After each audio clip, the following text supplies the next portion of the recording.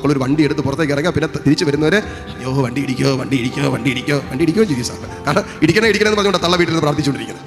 ഒരു അപകടം ഉണ്ടാകില്ല എന്ന് വിശ്വസിക്കുന്നിടത്ത് അതങ്ങനെ സംഭവിക്കും. ജോബ് 3:25 പറയുന്നത് നീ ഭയപ്പെടുന്നത് നിന്റെ മേൽ പതിക്കും എന്ന് പറയുന്ന പോലെ നീ വീട്ടിലിരുന്നുകൊണ്ട് അയ്യോ എൻ്റെ കുഞ്ഞ് ആക്സിഡന്റ് ആവും എന്ന് പറഞ്ഞുകൊണ്ടിരുന്ന അവൻ എവിടെയെങ്കിലും പോയി ആരുടെങ്കിലും നെഞ്ചത്ത് കയറും. അതിന് പകരം എന്ത് ചെയ്യണമെന്ന് അറിയാം, കുഞ്ഞുങ്ങളൊക്കെ ബൈക്കൊക്കെ എടുത്ത് ചിലപ്പോൾ സ്പീഡിലൊക്കെ ആയിരിക്കും പോകുന്നത്, ഇറങ്ങുമ്പോൾ തന്നെ എന്നൊക്കെ പറഞ്ഞായിരിക്കും കാണിക്കും. അപ്പോഴേ അമ്മയുടെ നെഞ്ചിൽ കൂടി ഒരു ഹൂ ഒക്കെ പോകും. അപ്പോൾ എന്ത് ചെയ്യുന്നത്, എൻ്റെ കർത്താവേ എൻ്റെ മകനെയും ഈ വാഹനത്തെയും എതിരെ വരുന്ന വാഹനങ്ങളൊക്കെ നിന്റെ തിരുരക്തം കൊണ്ട് മുദ്ര ചെയ്ത് കർത്താവിൻ്റെ സംരക്ഷണത്തിൽ സമർപ്പിക്കുന്നു, എൻ്റെ കുഞ്ഞിനെ നീ സംരക്ഷിക്കുമെന്ന് ഉറച്ച് വിശ്വസിക്കുന്നു എന്ന് പറഞ്ഞ് ആ വിശ്വാസത്തിൽ സൗഖ്യം എടുത്തിട്ട് നീ നിന്റെ പരിപാടിയായിട്ട് പൊക്കോളുക, വേറെ ടെൻഷനൊന്നും വേണ്ട.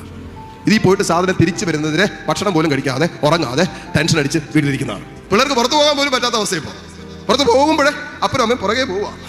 നമുക്ക് പൊതിയാനും നമുക്ക് സംരക്ഷിക്കാനൊക്കെ മാനുഷിക പരിമിതികളുണ്ട്, എന്നാൽ ദൈവിക സംരക്ഷണത്തിന് പരിമിതികളില്ല. അതുകൊണ്ട് നമ്മുടെ കുഞ്ഞുങ്ങളൊക്കെ ദൈവിക സംരക്ഷണത്തിലാണ് കൊടുക്കേണ്ടത്.